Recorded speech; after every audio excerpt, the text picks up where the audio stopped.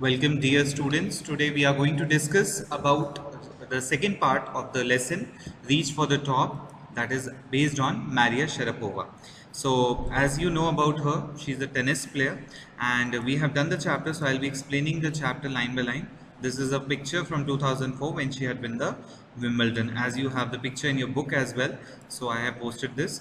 There is something disarming about Maria Sharapova. We have discussed these words also there. I'm discussing once again. Something disarming, something which is not suiting, something which is at odd, and something which makes you feel very unbiased to talk to her. Something at odds, something which doesn't go, with a ready smile and glamorous attire. So that is, there is some X factor, something which pulls you towards her, and that something in her lifted on her on Monday, 22nd August 2005.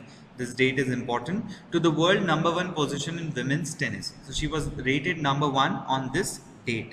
All this happened in almost no time. This happened very quickly. Poised beyond her years, acting mature than her age. The Siberian-born teenager, Siberia is in Russia.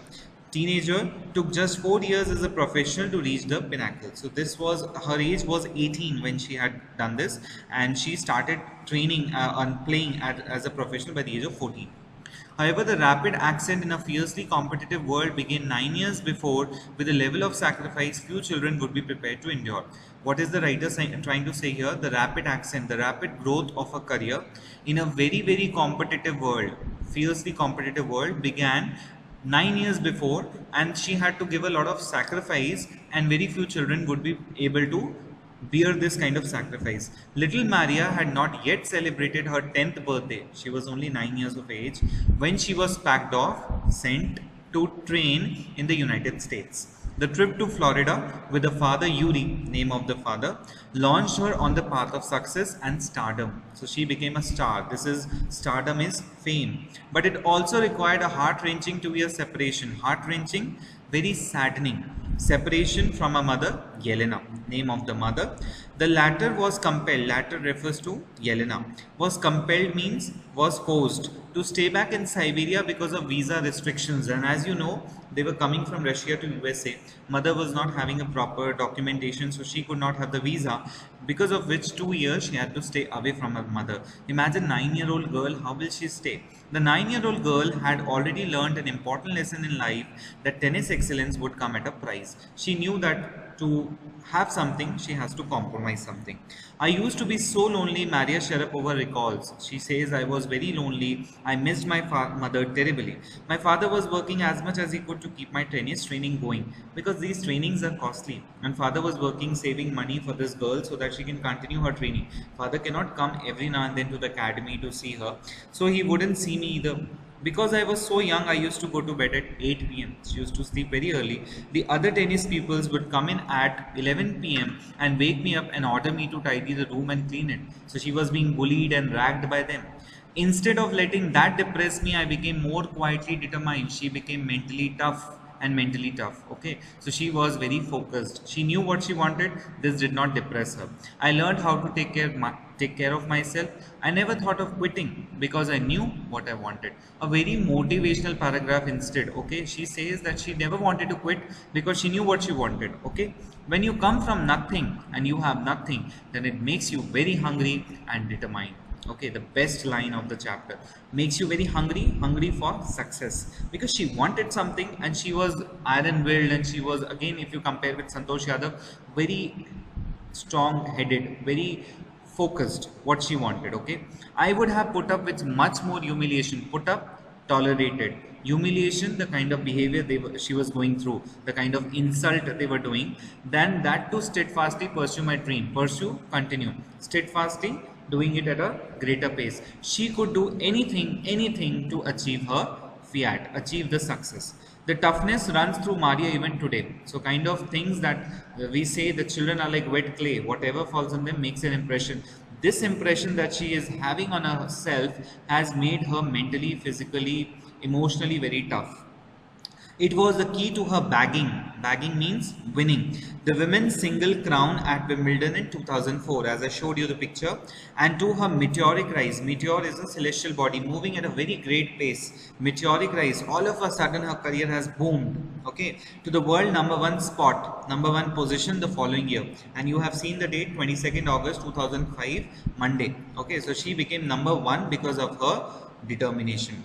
While a journey from the frozen plains of Siberia, now Siberia is a very cold place, Russia, to the summit, highest point of women's tennis has touched the hearts of tennis fans.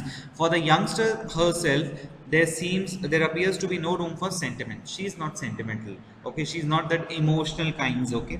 The straight looks and the answers, blunt answers she gives about her ambition make it amply clear that she considers sacrifices were worth it. So she is very straightforward in her approach to life and things. I am very, very competitive. I work hard at what I do. It's my job. This is her mantra for success. Now, mantra is a Hindi word, but it is accepted in English. This is her secret to success, you can say. Though Maria Sharapova speaks with a pronounced American accent. I told you in class what is the difference between American and British accent. American accent, there's a different tone of speaking. She proudly parades her Russian nationality. Proudly parades, proudly she is walking with this thing that she has the Russian blood in herself, okay. Clearing all doubts, she says, I am Russian. It's true that the US is a big part of my life, but I have Russian citizenship. She's born there, so she has a citizenship. Parents are Russian. My blood is totally Russian. I will play the Olympics for Russia if they want me. And as you all have discussed, we have discussed in class, one of you only told me that she has played Olympic for Russia as well, okay. Like any number of teenage sensation, any number, any one of the teenage sensations like we have, Maria Sharapova lists fashion, singing and dancing on her as a hobbies. She is very fond of fashion, singing and dancing. She loves reading the novels of author Conan Doyle, very famous among the teenagers, especially the girls. Her fondness for sophisticated evening gowns appears at odds. So she is very fond of sophisticated evening gowns. These celebrities you might have seen wearing those on IFA awards and other functions, they wear those gowns. At odds, something which does not match, with a love of pancakes. At one side she loves pancake, on the other side she loves these gowns. This two things cannot go together. Pancake also we have discussed how it is made in the class. It's a batter which is converted into a thick kind of a sweetened dosa, you can say, with chocolate spread and fizzy orange drinks. Fizzy, releasing carbon dioxide. Maria Sharapova cannot be pigeonholed or categorized. She cannot be categorized under a small category. Pigeonhole is a very small thing. Her talent, unwavering, nothing, something which is not going to go away, desire to succeed and readiness to sacrifice. Readiness to sacrifice, she is always ready to do her part at the best.